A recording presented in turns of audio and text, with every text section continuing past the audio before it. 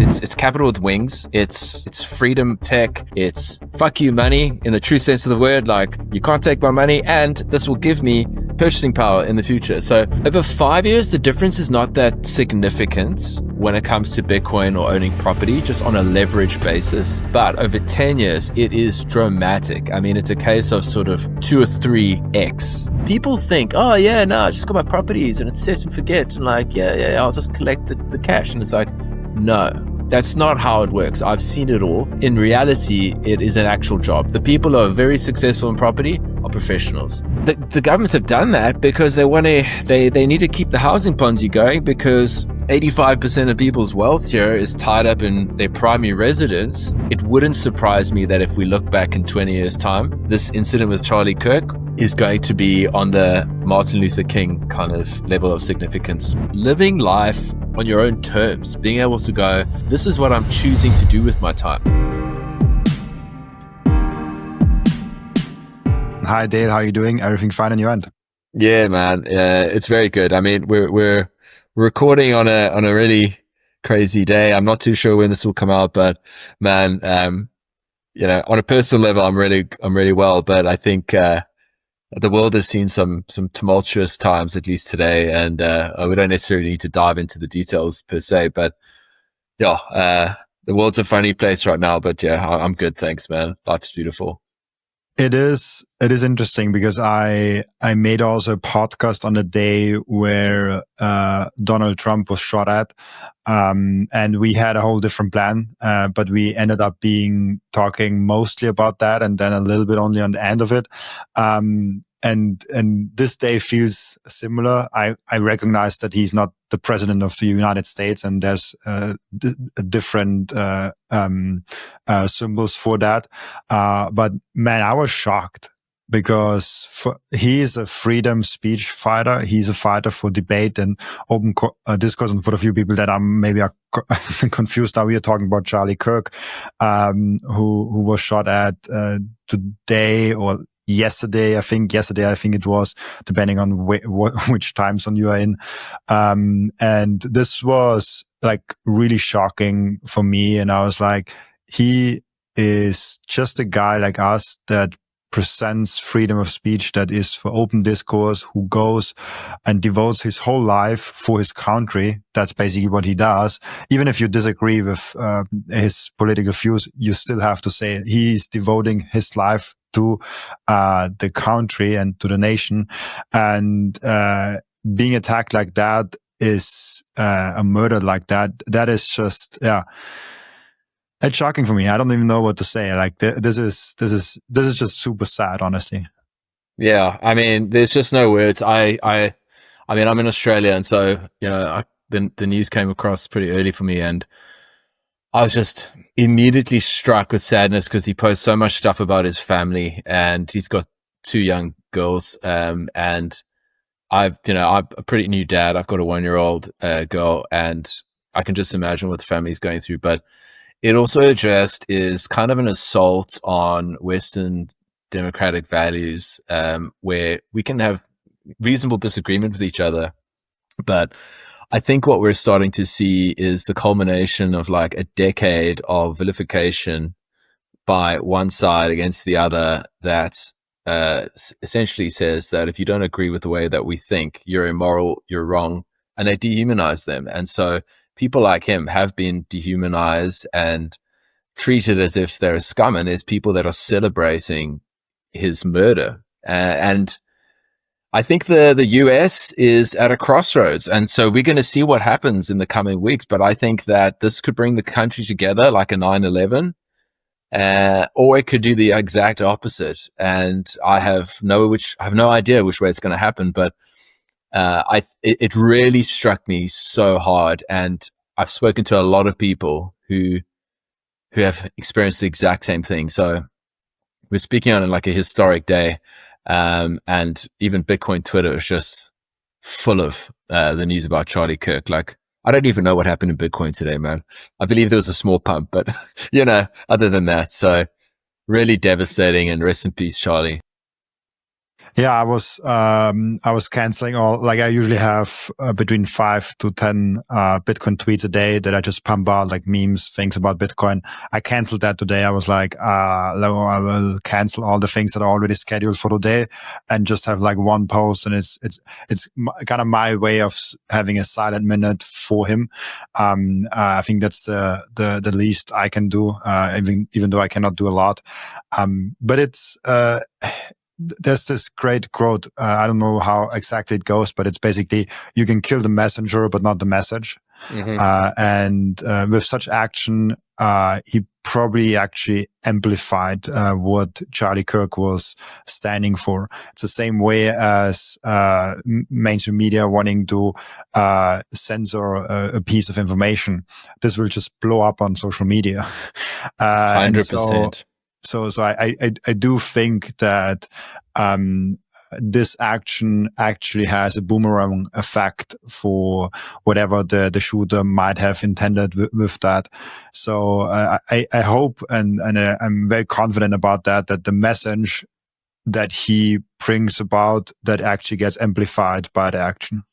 Yeah, 100%. And there are all these clips of him talking about how important civil discourse is, because in the absence of it, there's violence. And so when we can't speak to each other, we use violence. And so what people have said is, let's hope that the response by his supporters is emblematic of that, not the opposite, which is to pick up arms in, one of the most heavily armed nations in the world. So it is what you were saying. It's the Streisand effect, in the sense that the more you try to cover it up, or you try to shut someone up, the more it just amplifies what they're doing. And it kind of, in a sense, reminds me of Bitcoin, where the more governments try to censor, block it, the more they're marketing its qualities, the more they're essentially doing free advertising for Bitcoin. So let's hope that this does actually, let's hope there's a positive outcome here at the end of the day, and that all is not in vain. But, as we mentioned briefly before we were recording, like, in Nepal, we got the finance minister dragged through the streets. The government ministers are fleeing via helicopters. The palace is burning. Poland issued orders, stay-at-home orders for 8 million people because there was an incursion of drones in their territory. You've got the French government collapsing. You've got massive marches happening in the UK this weekend. And then you got this stuff happening in the States. And I think, as bad as sometimes things can be in a place like Australia, where we've got one of the most appalling, I like to call him a champagne socialist leader, we feel really insulated here. And I feel quite blessed to be where I am, because there's a lot happening, and let's just hope that something good comes from this. But yeah, what a sad day. What do you make out of it? Because we have, like, you can make an argument in both sides. The one argument is like, the world is getting better every day because technology, it's deflationary. We have more and more optionality. Even with social media, gives a balancing to the mainstream media. And in social media, we have freedom technologies like Nostra. Twitter got a lot more free in the past years. It seems like there is a lot of positivity and a lot of technology advancements coming to our world. But at the same time, the world is crazier and crazier. And I sometimes feel that maybe the world is not getting crazier. Maybe we just see it better, because we have now the social media tools, and we have now a globalized thing where if this same thing would have happened 30 years ago, for example, or 40 years ago, I might not even have noticed it. Maybe I wouldn't have even seen it. So I haven't checked the Austrian mainstream media, because I'm very curious on if they report on it and how they report on it. But basically, when you have mainstream media, you have controlled media. So there's a person that decides what gets into in the media and what not, and also how they do it. And then now with social media, we kind of remove that filter, which is immensely positive. It's extremely good. But one may be bad thing about it is that we hear about all the bad things that happen all across the world, and we have this feeling of like, oh shit, the world goes to really bad times. But maybe this was always there. Now we just see it better, because if you also look at violent crimes, depending on where you are, they usually actually go down, and the crimes usually go more into cyber area and less in the physical area, even though physical crimes are like still present and a big problem. So I don't know exactly what the question is on that, but like, how do you look at the world moving forward? But also, it seems to get crazy over time. Yeah, I mean that's a great point, and like, you know, I wish there was a neat, simple answer, but I'll sort of zoom out and kind of go, if we have to speak about like broadly, are things from like just generally for humanity getting better? People like Jonathan Haidt would say, yes, you know, our life expectancy is longer. It's a less violent society. You could say we've become quote unquote more civilized over time. You know, we don't have petty duels and, you know, and those types of things. We actually got like rule of law and those kinds of things. However, and then technology, in a sense, both amplifies the negativity, in that we would never have probably have heard about Charlie Kirk here in Australia, like maybe 30 years ago. Like, he would just be some an activist that we never would have known about. So if I kind of think, how do I look at the world? I'm a big subscriber to the fourth turning thesis, and this is something that I picked up early on in my Bitcoin journey, and it's very informative. That with the sovereign individual, those are the two most important non-Bitcoin but Bitcoin adjacent books that I think have informed my big macro framework. And so essentially, you know, the idea being is that we work in these cycles of roughly 80 years, much like summer, autumn, winter, spring. And kind of what we're seeing now is the unraveling. And we're living through the unraveling, and that kicked off around 2008. And so my sense was in 2020 that things would get worse before they got better. Now, I don't know what better looks like per se, but what has sort of come to pass is that it has proven to be very accurate. And I think a lot of this is driven through inequality. And I think that what technology has done is it has pierced the power veil. If you think of, you know, the ability of mainstream media to control narratives and how that was shattered during COVID. Like, mainstream media did everything in their power to present a certain version of events. It's safe and effective. This is what you need to do. You need to stay 6 feet or whatever the rules were. And I figured out in about May of 2020 through independent media what the reality was. And that is actually how that was actually the truth at the end of the day. And so I'm so grateful for technology on the one hand, because I go, I can see through the bullshit. I can see when politicians are doing fake selfies and then run off. They post it on social media, and then somebody else was filming the politician doing the fake selfie or whatever it might be.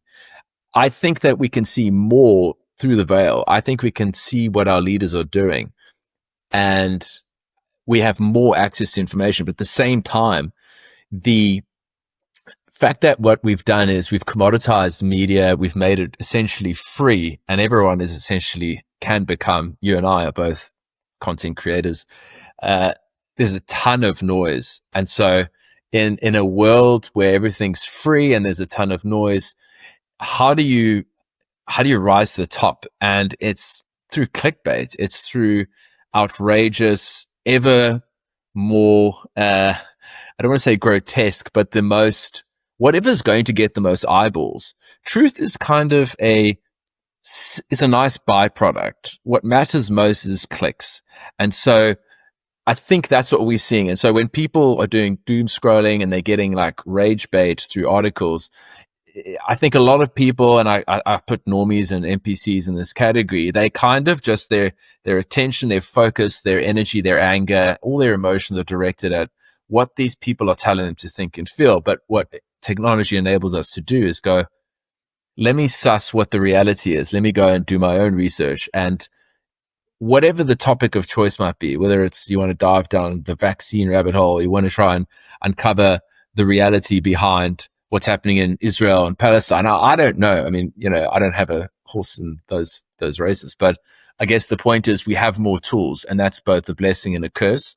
But I do big picture think that things are going to still get a lot worse. That's just my general sense, because history has shown us that we need things to get a lot worse before they get better. And I think that we're getting close. And it wouldn't surprise me that if we look back in 20 years' time, this incident with Charlie Kirk is going to be on the Martin Luther King kind of level of significance, because this could be a turning point for the better. This could be a time of unity from where there could be social cohesion. But I feel like the radical leftists are taking too much spiteful delight in this, and I don't think we're there yet. I don't think there's enough pain that's been felt. So I'd hate to be negative, but that's just what I think is going to happen. But long term, I'm enormously positive, but I don't think it bodes well for the next 5 years, let's say.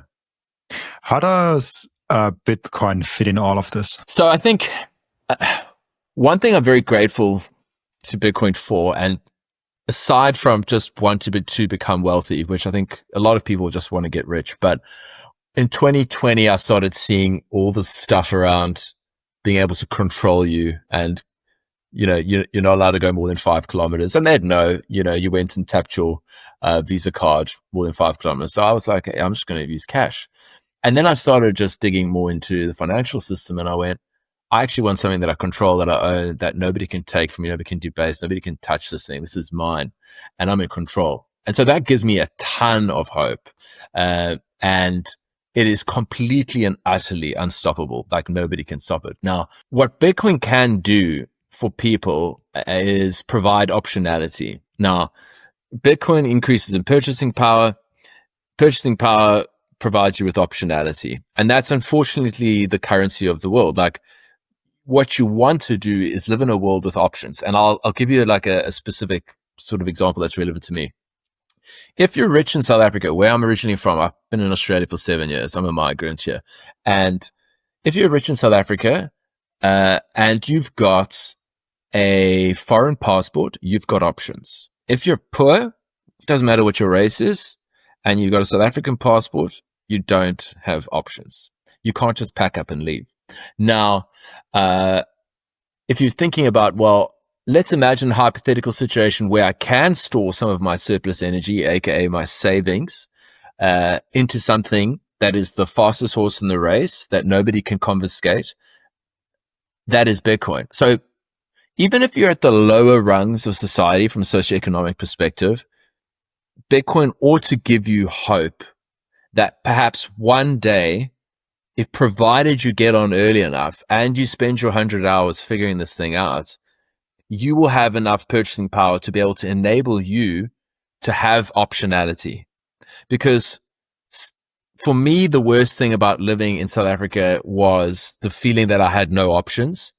And that's why when I got my Aussie passport, I was just over the moon, because now, guess what? I've got choices. If Australia wants to cause chaos in my life and lock me in, that's strike 3. We're done. I'm not living here. I can go back to Africa. I can go live in the middle of the bush. If I've accrued enough Bitcoin, that can sustain me for a significant period of time. So, how Bitcoin fits into the bigger picture, though, Robin, is interesting, because what we're seeing now is, I guess, the beginning of a sovereign debt crisis on a global scale. And the US is sort of bending over backwards to debase the global currency. And so is it quite possible that Bitcoin, together with gold, is going to form the backbone of central bank reserves in the future? I think there's a very strong possibility of that. And what that might force governments to do in the future is to be more fiscally responsible. I'm not saying they'll be responsible. I don't think they know how to, but I don't think they can be as degenerate as they are right now. So I think that on an individual level, it gives you choices. from, in terms of the trajectory of a nation who decides to start adopting it, I think it'll be a net benefit to the citizens and the welfare of everyone. But and I also just think, like, if you just think generally, and perhaps this, having, I don't know if you live on a Bitcoin standard or not, but I've generally said, if you start denominating your wealth in Bitcoin, I think your life becomes exponentially better. Like, I actually thought it was nonsense when I first heard about it. I was like, it's too volatile. Why would you do that? But that's what I've kind of figured out, that once you've done your 100 hours, you start taking your savings, sticking into Bitcoin. Then you need to see a cycle through. I think you need 4 years. Then you've accrued. I think, you should probably have doubled your money within that period. Obviously, that's just historical, but not necessarily a guarantee. And then you start going, wow, okay, this thing's really working for me. You start pushing out your time horizon. You can start planning for the future, and you can have more hope. Like, I've got tremendous hope that I'll be able to do a lot of good because I've adopted it sufficiently early, and that my daughter's going to be the beneficiary of the sacrifice that I've made. I love that. And I completely forgot today, and I will do it now, because I always ask my guests like who they are and why they're excited about Bitcoin. Sorry, it's a big deal today. We had something much bigger than my introduction, man. It is crazy, but maybe for the few people that are still wondering, like, who the heck is this? I give us some brief overview of who you are, and especially why you're excited about Bitcoin.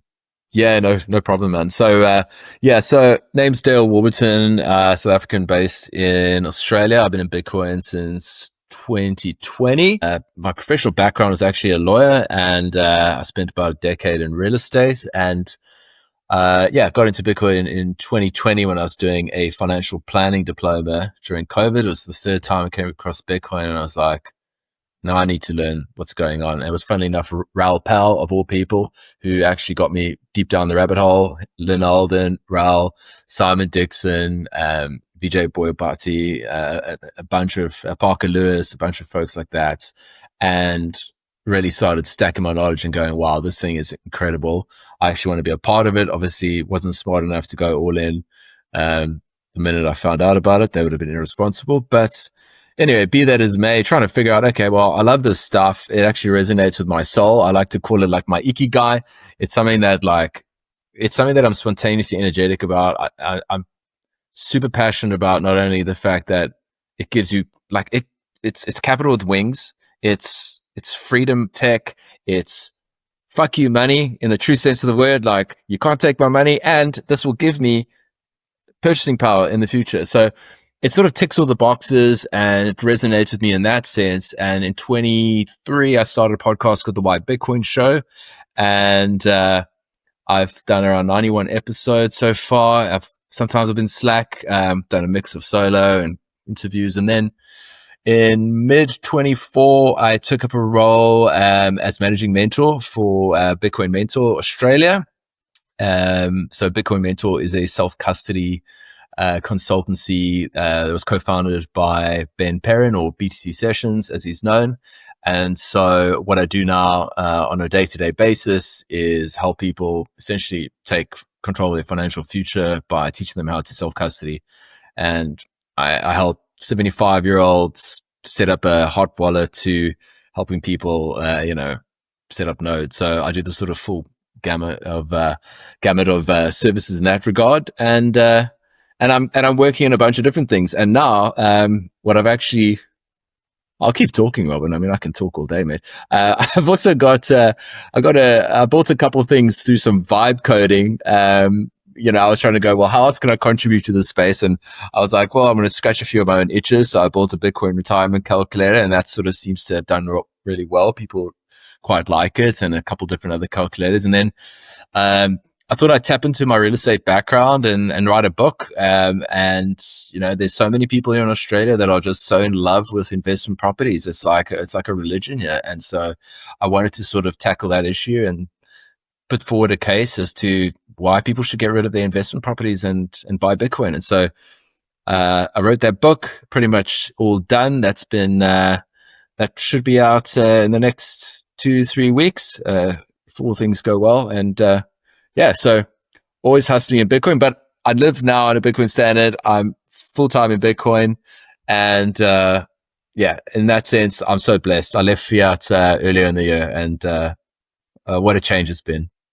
I love the no tenants, no problem title that you post, Yeah. and I think I just yesterday and day before yesterday, actually, I discussed with my girlfriend and with some other friends, like renting versus buying.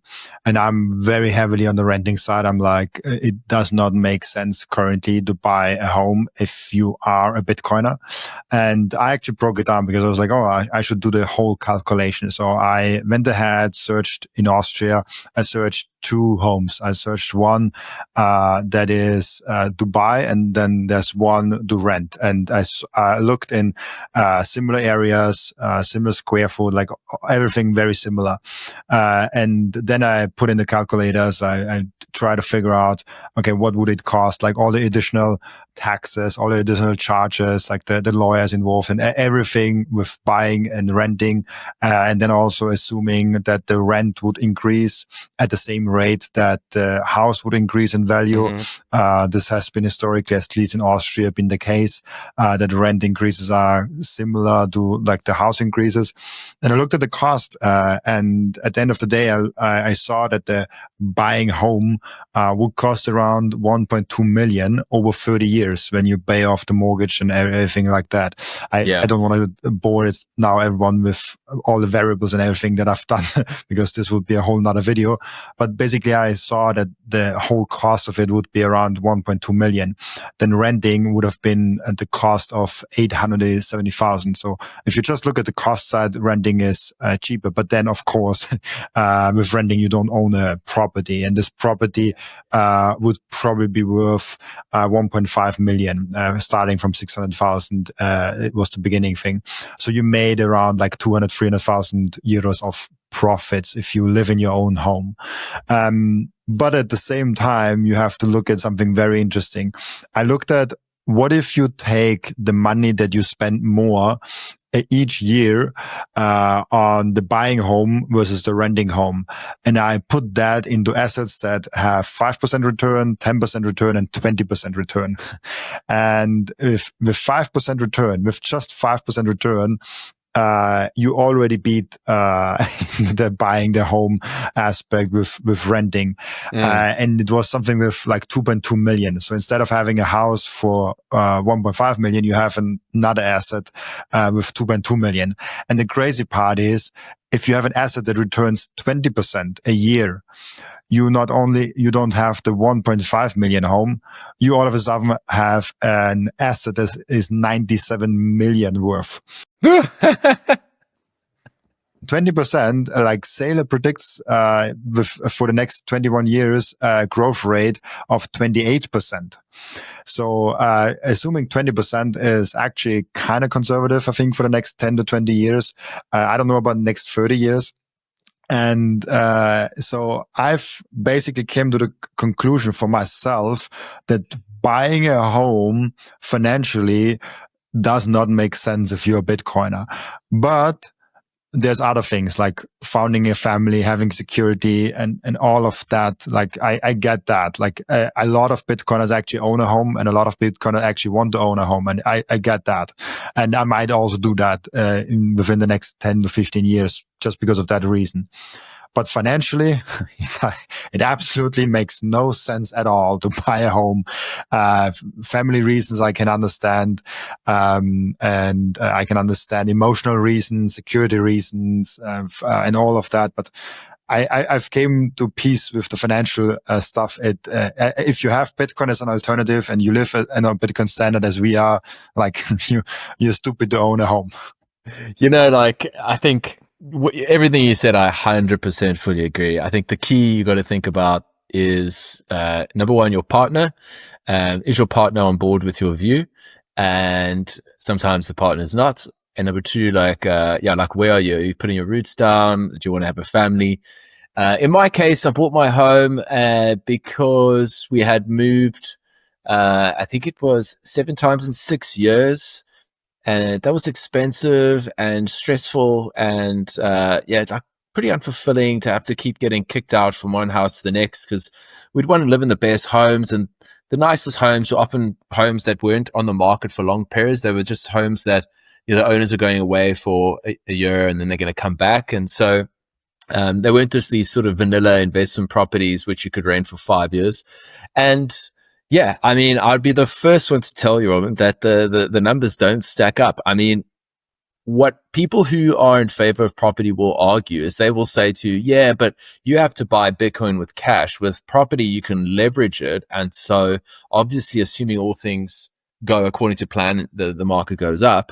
If I only have to put down, say, 200,000 euros on $1 million or €1 million property, my returns, the growth on that $1 million, I'm just going to say dollars. I'm going to just skip the euros for now. But my return is going to be based off of my initial investment, not the value of the property. And so my returns are amplified. What I've established just by running the numbers, even on that basis, even in what I have described in my book as Goldilocks circumstances, which is like everything with your property goes according to plan, everything, and it's growing at 10% compounded. Even if you just take, I think I've said a modest gain for the next decade of 32.5%, which I think is quite feasible in Bitcoin. Over 5 years, the difference is not that significant when it comes to Bitcoin or owning property, just on a leverage basis. But over 10 years, it is dramatic. I mean, it's a case of sort of 2 or 3x. So if you're just talking dollars and cents, absolutely. But what I've argued in my book is more so about, I'm kind of rallying against investment properties, specifically investment properties, because there are trillions of dollars that are locked in investment properties. And the reason being is because the money's broken and people are trying to find a place where they can store their wealth in something that cannot be debased, and you can't print homes. And so as a result, generally, people have put their money in property so that they can preserve their purchasing power over time. Some people want cash flow, but generally that's what they're doing. And so I understand that and I empathize with it. But for me, in the modern era, with Bitcoin as an alternative, there are absolutely no reasons whatsoever to consider an investment property, because I've got like a list of maybe like, I don't want to say 21 things because that would be a little bit almost too good to be true. But, you know, there are just so many things that are defective with property. You know, it's not as scarce. It's not divisible. It's illiquid. You can't take it with you. There's ridiculous transaction costs. You know, settlement takes, you know, weeks at best, months. You've got ongoing costs like all the time. You have to figure out how you're going to get a couple $100,000 together. You know, with Bitcoin, you could like buy $5 worth. It's such an opaque market, real estate. If you think about, like, I don't know how it works in Europe, but here it's like there's like half a dozen ways you can sell, and it's not easy for you to figure out what it was advertised for, what the current price is, what the last person purchased for it, when they purchased it. Like, there's a lot of smoke and mirrors when it comes to the sales data. And it's like, you know, and the transactions aren't frequent, so it's hard to make assessments. And then the fundamental difference, if you just zoom out, I mean, besides the maintenance and all the other bullshit that goes with property, it is people. If you just say it's code versus people, ultimately with property, you're at the whims of people. You've got tenants who are the lifeblood of your property, who can cause chaos. They can damage, they can stop paying, they can have like domestic disputes, as someone in my neighborhood did this week, and the cops can come, all sorts of stuff. They can set up a meth lab, and or you've got other humans like appointed officials who find it their business to tell you what to do in your property. You can only build like this. You need to have X NEPA meters from here. You're going to increase your taxes on this. This is what the valuation of your property is now. And there's just an ever growing list of things. It's not environmentally safe. No, you got to do this. You got to do that. And so you're subject to them, and it's conditional ownership. You think you own your property, but you don't. You're actually, you know, it's conditional on the bank. The bank actually is, you know, with their mortgage, is they're actually like the owners until you've paid that thing off. As opposed to Bitcoin, you know, obviously divisible, portable, much more scarce, a set of like rules. There's no rulers to worry about, and I can just hold this thing myself. And And most of all, and this is the big thing, and having spent a decade in this space, is people are woefully short on the amount of emotional time and energy a property consumes. I looked at some data, and I've included in the book, which is about like, in some cases, it can be up to like 80 to 100 hours per property in a year. Like, it can feel like a second job. It can create a ton of stress in your life. Like, people think, oh yeah, no, I just got my properties and it's set and forget. And like, yeah, I'll just collect the cash. And it's like, no, that's not how it works. I've seen it all. In reality, it is an actual job. The people who are very successful in property are professionals, not just average punters. And so I'm doing my best to get it here, because here in Australia, like, people are obsessed, man. I don't think it's the same in Europe, because one of my best mates lives in Germany, and there's like seems to be a pretty strong culture of renting, at least in Scandinavia too, it seems. I don't know. What's it like in Austria? I do love the watches from Coin Vigilante, but today I have a very special message, not from me, but from the CEO himself, Carlos from Coin Vigilante. Let's hear him. To all the Robin Seyr podcast community, I'm Carlos Estrada from Coin Vigilante, and we're sponsors of the show, and we're going to give you a very special discount exclusive to you. 10% off your order at coinvigilante.com when you use Robin at checkout. We have really nice watches that you guys can buy right now for 10%. This is a transparency edition, beautiful watch. These watches are worn in over 55 countries and counting. This discount is just for you, exclusive to the Robin Seyr podcast. We have limited editions. We have limited productions. These watches come in very nice packaging, boxing material, and they are collector's item for Bitcoiners only. Enjoy the discount. Thanks for supporting the show and Coin Vigilante. I finally and officially mine Bitcoin. This is not just something to stack more Satoshis, but it's most importantly also to support the network. Individual miners are the ones that keep the Bitcoin network decentralized. And by the way, you get KYC free Bitcoin. That's why I use Simple Mining. I get an actual proper Bitcoin miner. They set it up for me. They repair it if it breaks down. And most importantly, they let me choose the pool and even connect my own full node. I'm completely sovereign and I'm completely in control, and I can sign up with Ocean, no account needed. I just give them a Bitcoin address and then there's mining going on. No KYC, nothing. So if you're ready to mine Bitcoin, go to simplemining.io, tell them you come from Robin, and let's mine Bitcoin together. The most important thing for your Bitcoin journey is not buying Bitcoin, but it's how to keep them. And yes, you have maybe the right tools, but how do you actually go ahead and stick it all together so it's the most secure for you personally? Self-custody is a deeply personalized journey, and the Bitcoin way is helping you exactly finding that correct setup for you personally. They are also helping you with securing your own cybersecurity. And if you want to go one step above all that, you can even get a consultation for a Plan B residency. Go to thebitcoinway.com/Robin and you will get a 30-minute free consultation. I want to tell you about something very special to me. It's called Microseed. If you hold your Bitcoin in self-custody, and you should, you know how critical it is to secure your seed phrase. You should not have them on paper. You should not have them on anything else than titanium. With Microseed, you can engrave your 12 or 24 word seed phrase, the entire seed phrase, onto a 1-inch small washer. Yes, just one washer. All 24 words on that one washer. You can hide that thing everywhere. And even better, you don't need to buy a new kit every time you have to get a new wallet. You can make unlimited backups because Microseed is not selling the washer. Microseed is selling the device that stamps the washer. So you get the full kit with the device, with the washers, with the hammer, with everything you need to get started today, and you can make with that unlimited amount of backups. Go now to microseed.io. Again, that's microseed.io to get your last backup tool you ever need. It very much depends on in which demographic you live in. For example, my uncles and aunts, they all own the home, like all of them. Like there's no exception.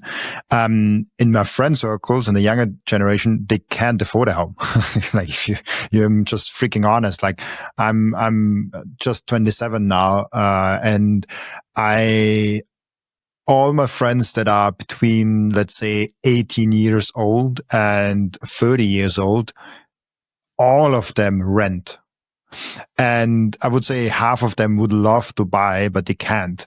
So it's just no longer a possibility for Gen Z. It's not a possibility to buy a home. Even for millennials, to a certain extent, it's not a possibility to own a home. The question is less about like what's the culture and what's the mindset. It's more about like they just can't. Yeah. What's reality? It's freaking reality. Yeah.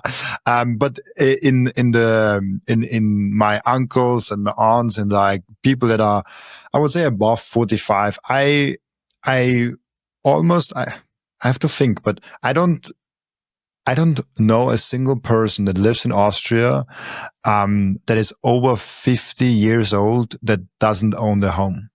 And it is something where, and there's also, I talked to a real estate guy and he said, especially for real estate people, there's a lot of tax benefits, even if it's your own home, but especially if you have investment properties.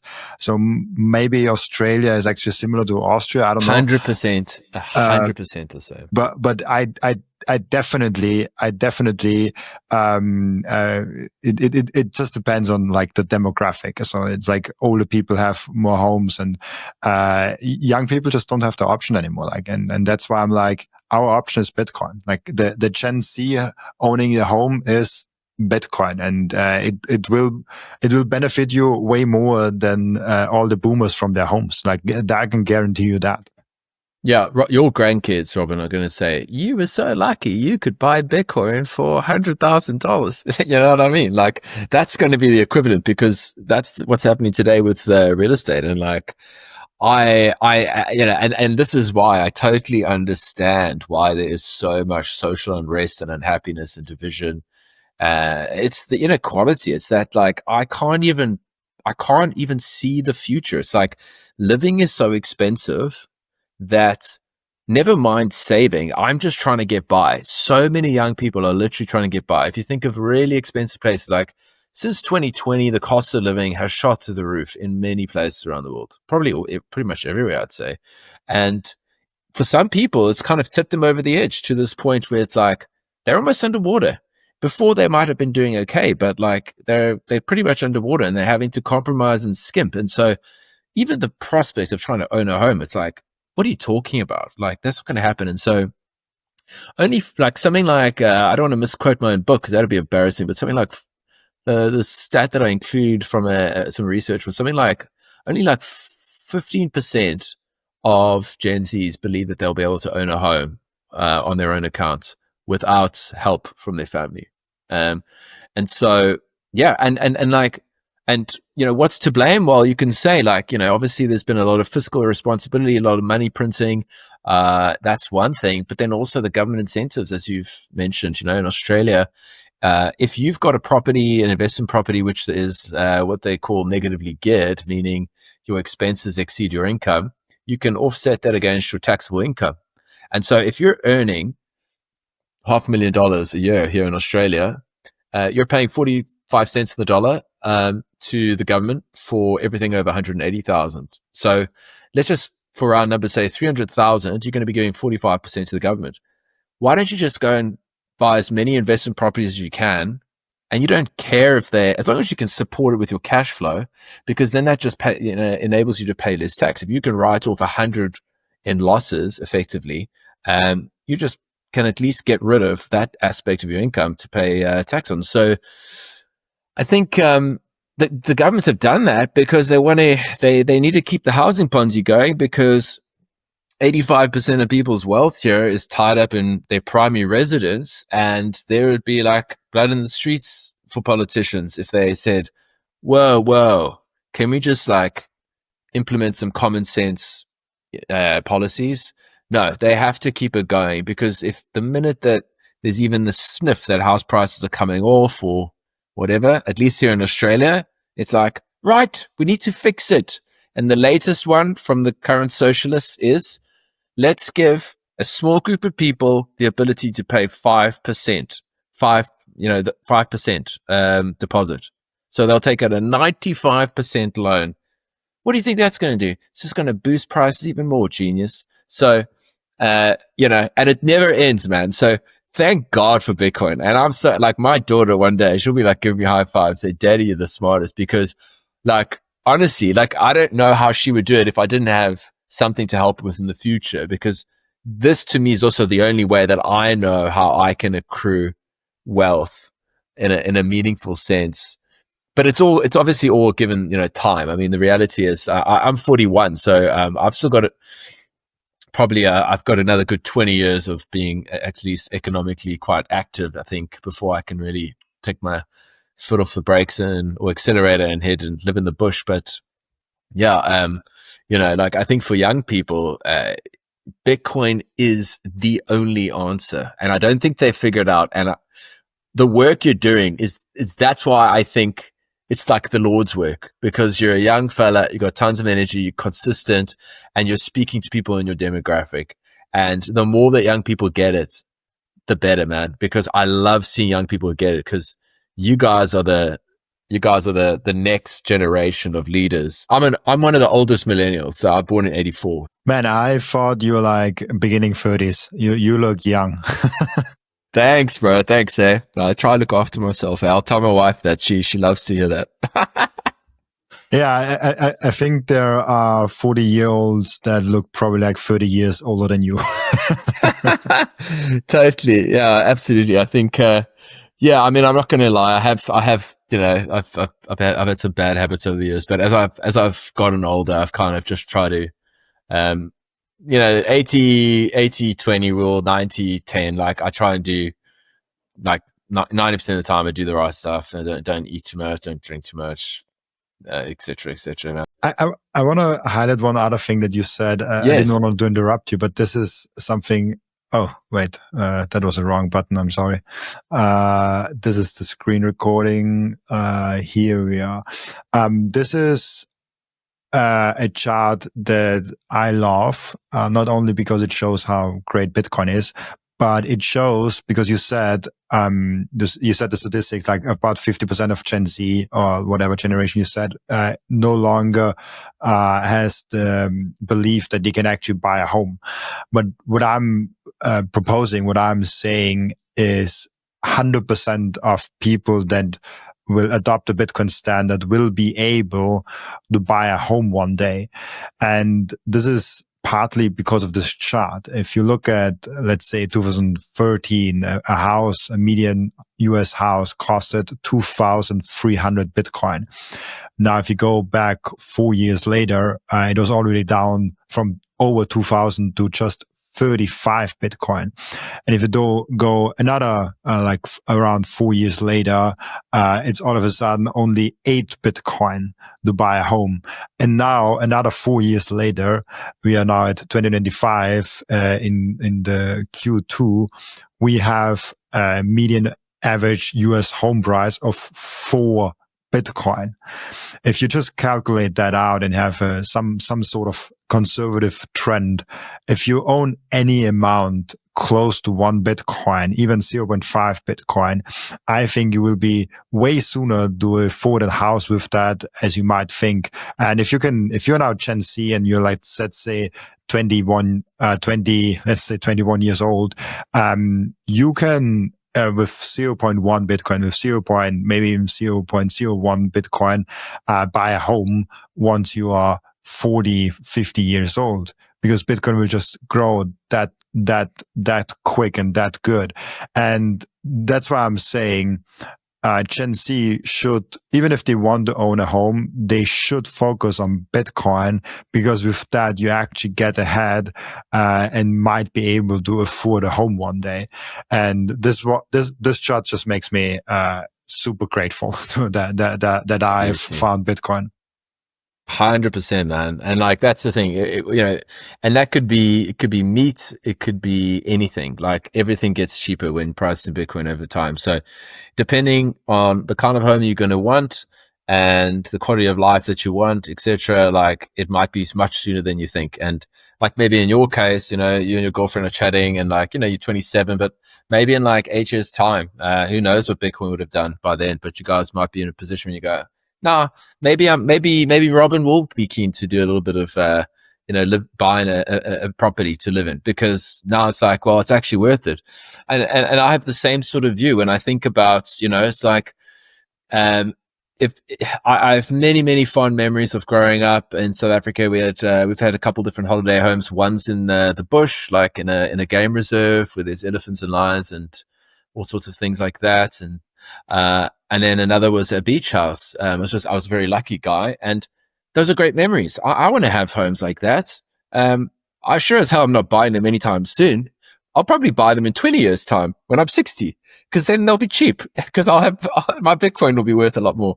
So, I think in that sense, like, it's difficult not to be bullish when you've got a long-term view of Bitcoin. And even though what might look like right now is like, oh, I'm late, like, no, every single person that I've ever met who's joined Bitcoin and I know people from literally as early as 2011, they felt that they were late. Everyone feels late, and it's like, get off zero and just put all your savings into Bitcoin. But before you do that, do the research, figure this thing out, like spend 50 to 100 hours and learn from the best people. And there's so many good people out there.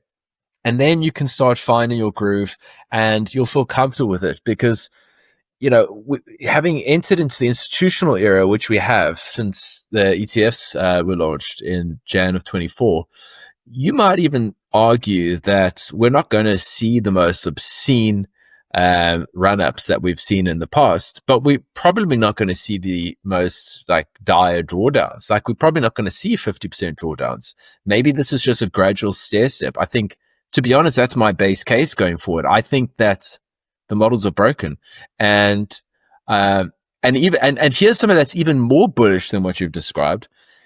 Right now, the lending products are very immature in the sense that you need a big stack.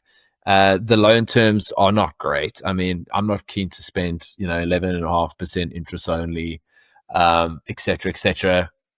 Just imagine, fast forward a decade from now, what Bitcoin's worth, and then think to yourself, what are the different products available then?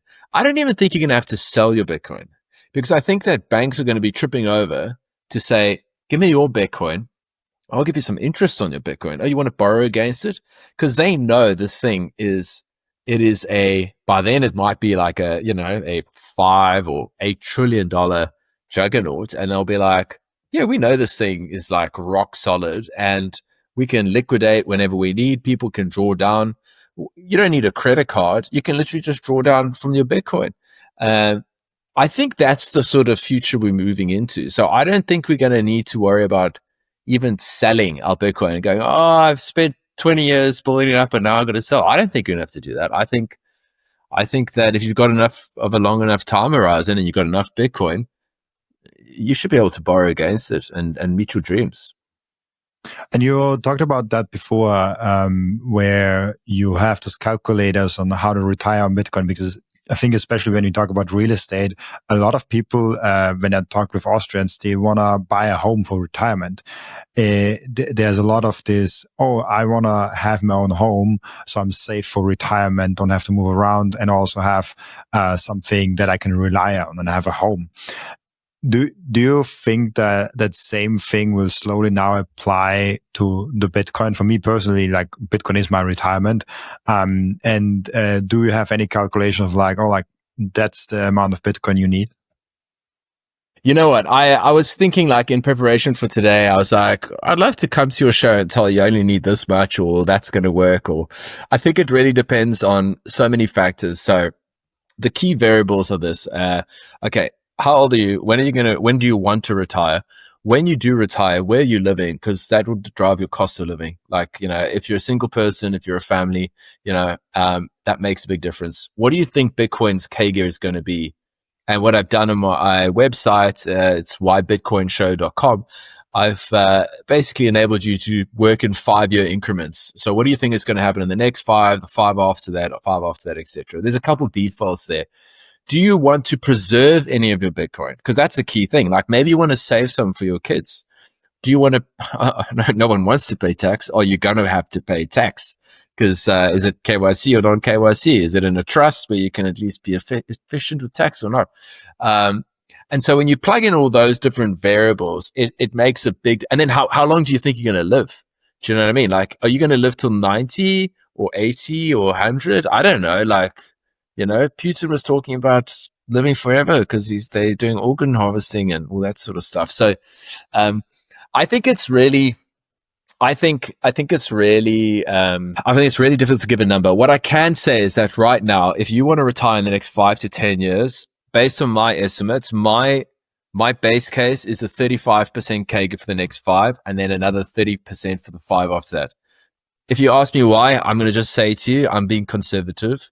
I've looked at what basically the Mag 7 have done since IPO, and then I've just worked out a rough average. So I think it's about 32.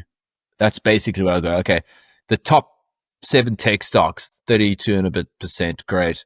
I'm going to use that as my base case. I think Bitcoin's a much bigger idea. I think the total addressable market is much, much bigger, but let's work with that. I think that you need I was running numbers. I think that you're going to need more than a Bitcoin. You're going to need probably like anywhere from 1 to 5, if you wish to retire in the next decade. It obviously depends how long you plan to live. If you're young, you might have 70 years left. In my case, maybe I got 50. I don't know. So it's difficult to say. I would say, however, that I've seen a lot of content around people going, you only need 0.1 Bitcoin to retire. And one of the reasons I bought this calculator was like, is that real? Like, what is the maths on that? And roughly speaking, the maths is that Bitcoin's CAGR for the last 5 years is going to be replicated for the next 5, 10, 15, 20 years. And I don't think that's realistic. So whenever people are working it out, I would recommend, I think Saylor's probably quite spot on. I think that his is a good one. Be conservative and work on that basis. But right now, I think we're at a point where you do need to have a bit of a sizable stack in order for you to retire. And then I think, for example, at my age, I was working out to retire in the next sort of 5 years based on the quality of life I'd need something like 14 Bitcoin. And that's leaving nothing, because I want a really nice quality of life and I want to live in a place that's going to be expensive. Australia's expensive as hell. So yeah, I can't give you a straight answer. I'd love to, but people should go and have a fiddle, Robin, and put their circumstances in and give me feedback. I'd love to hear, because I'd love to be able to get these kind of, okay, hey, I'm a 20-year-old in Europe, and I've actually just worked out that this is what I think it could be. I'd love to hear that kind of stuff. Yeah, and this is the general problem. People want to hear a main answer of like, that's the amount that I need. But nobody can give you this. Nobody that won't scam you give you this, because it basically is something that I can, and I use it in my formulas a lot. And people are, like, yesterday you said 0.1 and now you said 1.9 and now you said 5. I'm like, yeah, and all of them are true. Because it depends on how old you are. It depends when you want to retire. It depends how long you will live on that. It depends, are you in India, Thailand, America, Sydney, or where are you in the world? And it depends on so many more factors. Yeah, it's like, what do you think will Bitcoin grow? And I think around 30% over the next 20 years. It's quite a good conservative guess. Maybe more, maybe less. Let's see. And people are so obsessed with like getting this one number of like, oh, like if I reach this number, I will be fine. Like, maybe you won't. Maybe you just retire and Bitcoin has a horrible 50-60% crash for like 4 years. I don't think this will happen. but it is something to consider. And I I got a comment today saying, "Oh, Robin, you should stop bullying retired people because I always say retirement for me is boring, and I don't want to retire. I want to still work something. I still want to do something." And I basically wrote back to him like, "Oh, like I never want to bully anyone, but I do think there's a difference in retiring." And getting free from what you have to do and getting free from something that you need to do and just being able to do whatever you want to do, and retiring of just like, yeah, I will lay on the beach for the rest of my life. I think that's a great way to shorten your lifespan. Like, Yes. if you just lay on your ass all day long for the next 20 years, you might not have even in 20 years. So that's what I mean with retiring, because you can also not work, but you can be active. You do some sports, you do some community work, you provide value in some other sense. You spend time with your family. Like, that's an active, great retirement. But what I hear is like, oh, I retire and I sit on my ass and I don't do anything. Maybe that's great. Like you do you. It's your money. It's your retirement. But there's a bunch of studies out there that show if you're active in the retirement, if you do something in the retirement, if you provide value, and provide value doesn't mean you have to work. Provide value can just be, oh yeah, you are providing value for your family. You do something for them, and all of that things. So I do feel the need to say that, because I think retiring in itself has many different meanings. So if you want to retire, maybe you still have income in that retirement. Exactly. Like, income is the lifeblood of living in a capitalist society. And so, you're kidding yourself if you say like, oh, no. You don't need money. You need money to do stuff. People say money won't make you happy, and it'd be like, well, it helps a little bit, because if you're completely absent of money, like, you've got no options. You're stuck. You can't just do stuff. And life is for living, man. Life is short, and it can be beautiful. It can also be really harsh. But when it comes to retirement, like, I've had the same pushback. Oh, I don't want to retire, man. Like, why do you want to retire? I'm like, I'm not saying retire, sit on your ass, go lie on a beach. That sounds like hell. I can't do that. Like, I've never done that in my life. Like, my wife says to me, like, you've got a problem. Like, even when we were in Bali in April, first time I've ever spent Bitcoin. Okay, that's the scale. Like, I was like, okay, we're going to Bali as a family. I quit my fiat. I'm like, woo, let's go. And I was just sitting there reading about Bitcoin, working on some Bitcoin mental stuff. And she was like, you just don't stop. I'm like, I don't know. This is what I like.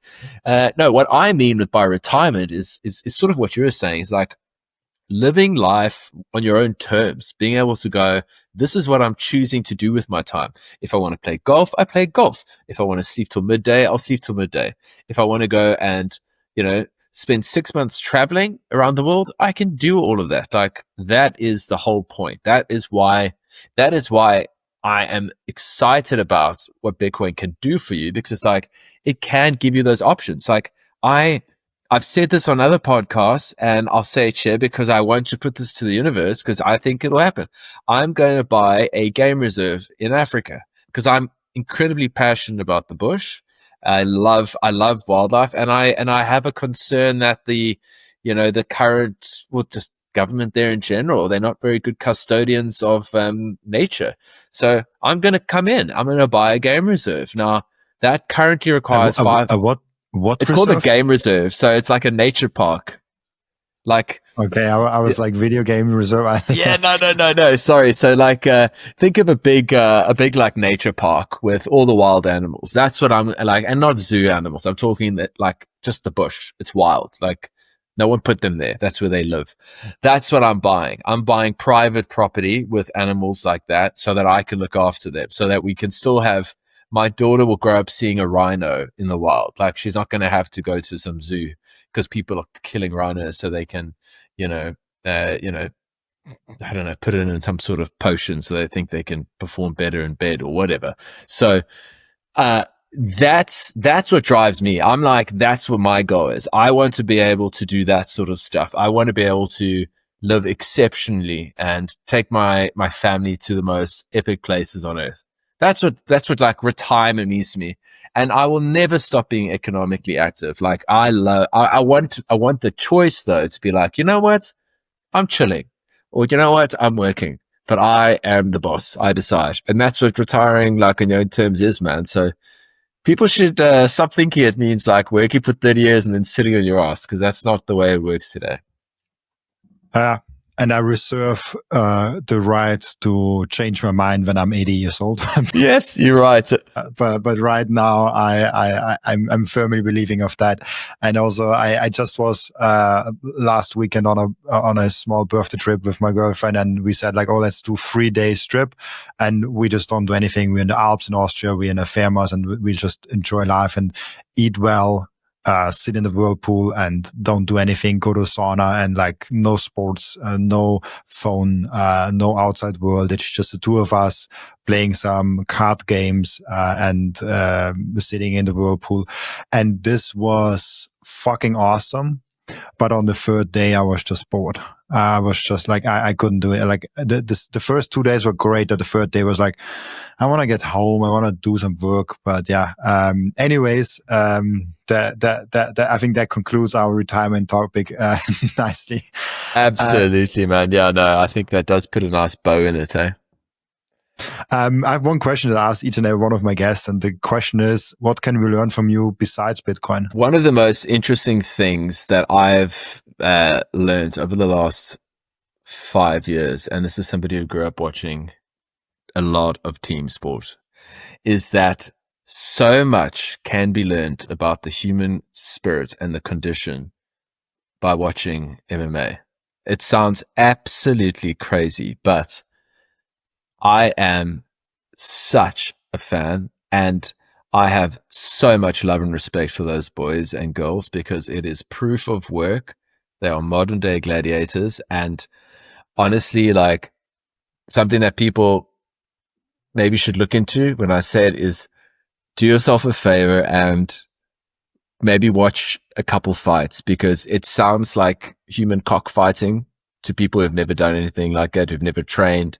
It looks like it's absolute chaos, but it's incredibly calculated, skillful, and it's phenomenal to watch these athletes in their prime.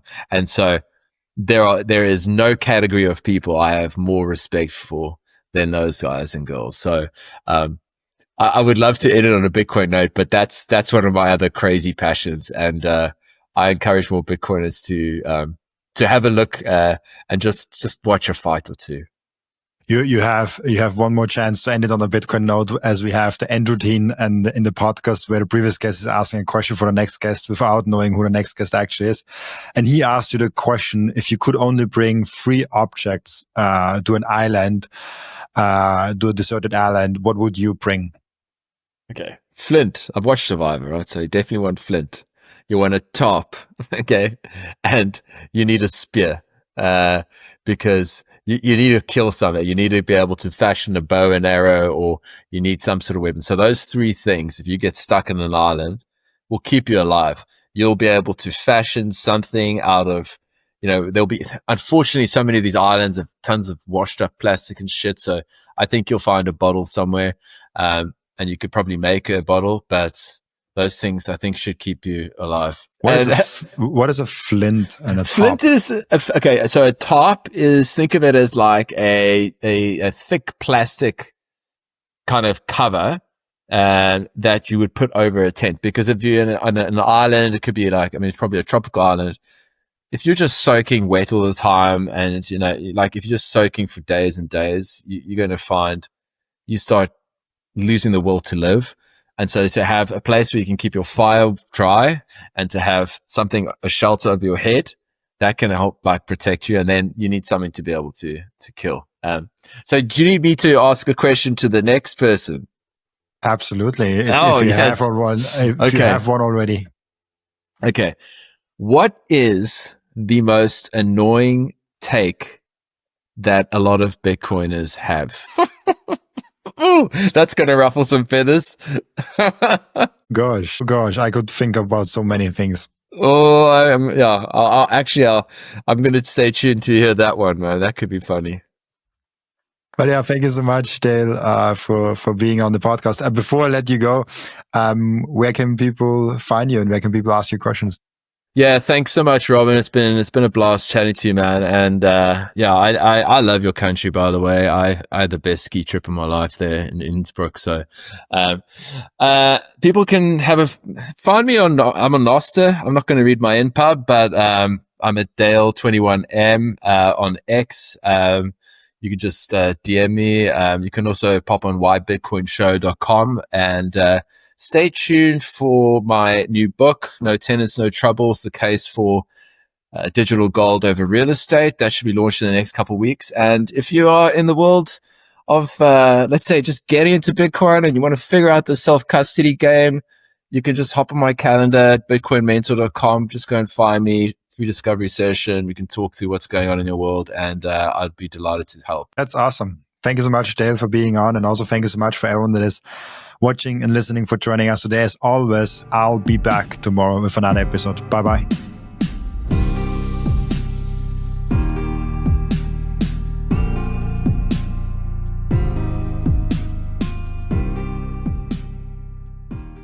This content is for educational and entertainment purposes only and does not constitute financial advice.